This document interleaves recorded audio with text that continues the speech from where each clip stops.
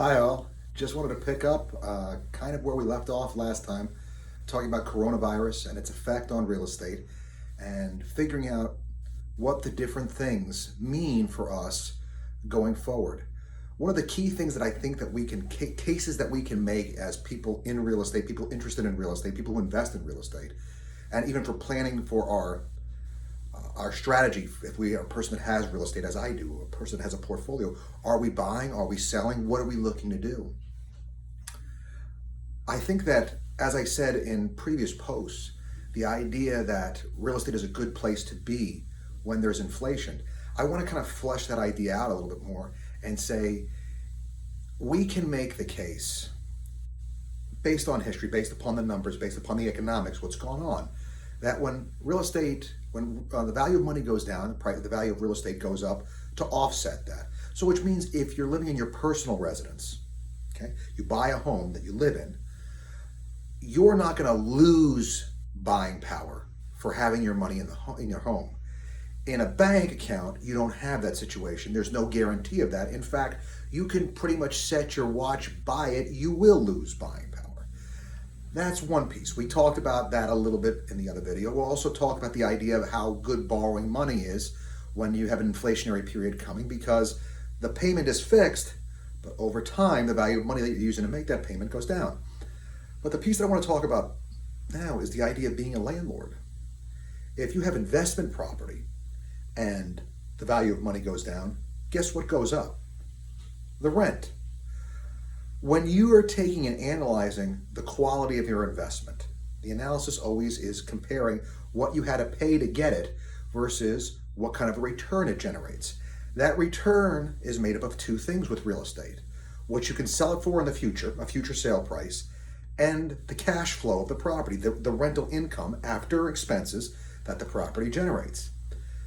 If the rental income goes up because the money is less valuable, and the value of the real estate goes up because the money that people would buy it with is less valuable, that's great, because the original purchase price hasn't changed. If I bought it for $100,000 and I can sell it for $300,000, even if they're less valuable dollars, I still have made money. If the income goes up, if it was $10,000 to the $100,000 that I originally had, that's a 10% rate of return, and it goes to $20,000, it's still $20,000 compared to $100,000. That's a 20% return instead of a 10% return. And I still have the value of the appreciation. So what I'm saying to you is there's a really good case to be made for real estate right now, going into what should be an inflationary period. More so than that, though, how about the other kids on the block? Well, who are the other common investment avenues right now? Securities like stocks and bonds. How have stocks done? You know, it's hard to make the case a couple of months ago. Oh, look, you should get your money out of stocks and get in real estate. You know, real estate's the place to be. I'd been like, you're crazy. Stocks have gone nuts over the last few years. Well, these investors have just seen the true volatility, the true emotional nature of the stock market now. This is huge. This is huge as people that are into real estate, as real estate investors, as real estate agents. It gives us a good comparison to sit there and say, hey, look, real estate prices haven't really gone anywhere. You know, there's been a slowdown a little bit in mortgage approvals that people are going for, people submitting new applications for mortgage approvals. That's slowed down some, but it hasn't stopped. And there's not a whole lot to make us think that it's going to. True, there's more unemployment, but the unemployment rate as of today was only 4.4%. That's not crazy high. I mean, if it gets up near 10 or 15%, yeah, we need to be worried. Even if it's for a short period of time, those people are out of jobs. But if you look at the stimulus package and the loans, what the criteria of the loans that the government has put out are, it is to keep people employed.